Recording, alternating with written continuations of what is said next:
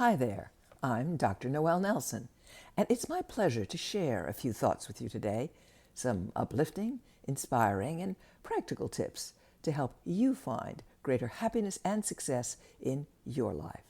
Today's topic: are you listening competitively or listening to learn?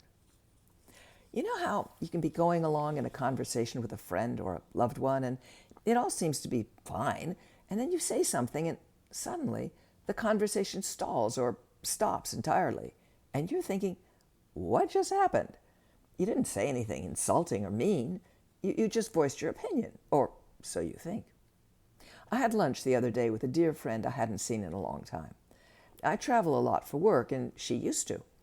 I was bemoaning the tediousness of air travel, TSA, the delays, crowded conditions, and all the rest. And I said how I would love someday to turn left instead of right when I boarded the plane, namely, to saunter into the first class cabin where surely conditions were far better than in economy, my usual haunt. My friend said, "You know what I used to do?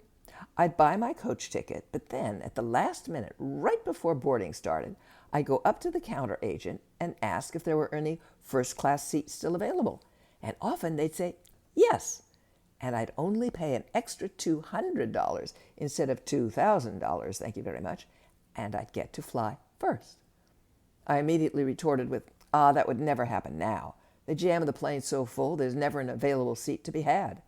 And with that, the conversation ended. At least that part of it. It was only later that it hit me.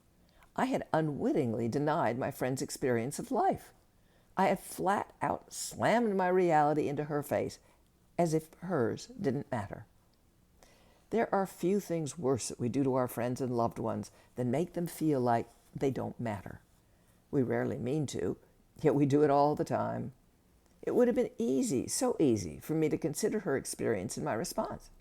As in, I never thought of that. I wonder if it would still work, given the general overcrowding. I would not have thus denied either her experience or mine, and there would have been a continuing basis for conversation, had we wished to do so. Simply put, instead of listening competitively, as in, my experience is more right than yours, or I know better than you do about this, we need to, I need to, listen to learn.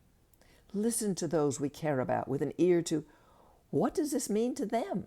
How did they experience it? What about their experience might broaden my perspective? Relationships are about caring and sharing. What better day to do both than listening to learn? Thank you for listening to Up. And check out my latest book, Phoenix Rising, Surviving Catastrophic Loss, Fires, Floods, Hurricanes, and Tornadoes.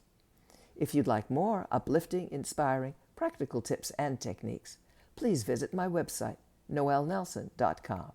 Until next time, be well and take care.